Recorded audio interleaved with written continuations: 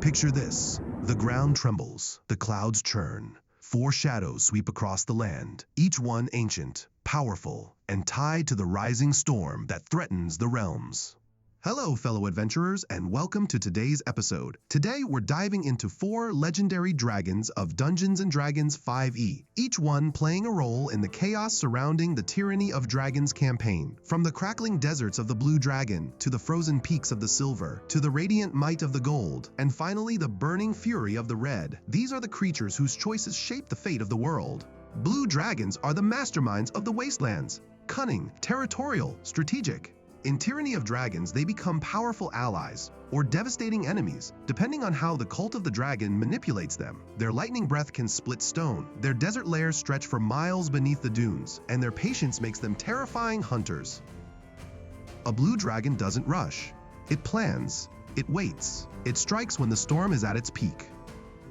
When I built this mini in TitanCraft, I leaned into that predatory intelligence, sharp horns, blade-like wings, and a stance that feels like the moment before lightning hits. Where blue dragons rule through dominance, silver dragons rule through compassion. They are protectors of mortals, champions of justice, and some of the strongest opponents of the cult of the dragon during the campaign. Silvers often disguise themselves as humanoids, walking among the people they defend. They fight not for treasure, but for hope. Their icy breath freezes corruption in its tracks, and their presence on the battlefield feels like the first calm after a storm. For the TitanCraft Mini, I focused on that noble posture, wings lifted, expression calm, armor like scales gleaming like moonlit steel. Gold dragons are the pinnacle of metallic dragon kind, wise, powerful, unyielding.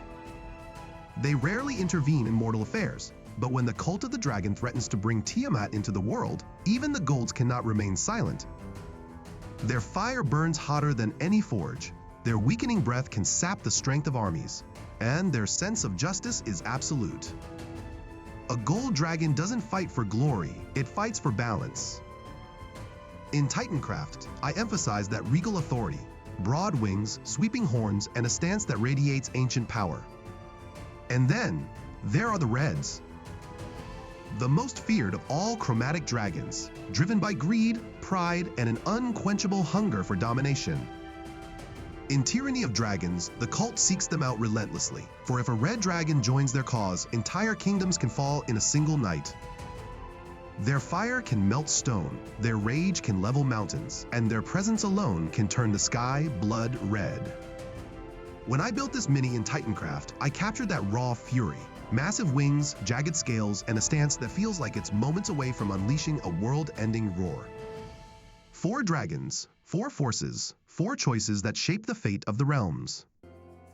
And as the cult of the dragon rises, each of these ancient beings must decide where they stand, with the world or against it. With all of these choices, which one is your favorite and how would you run it in your campaign? Be sure to check out the link in the description for the minis in TitanCraft, and make sure to hit that like and subscribe button, and stay tuned in for our next episode, the legendary Drow Elf Ranger, Drizzt Do'Urden. If you have an idea or a character you want to see in future episodes, comment below and let me know. Until we meet again, remember to never let your cup run dry, and that you are amazing.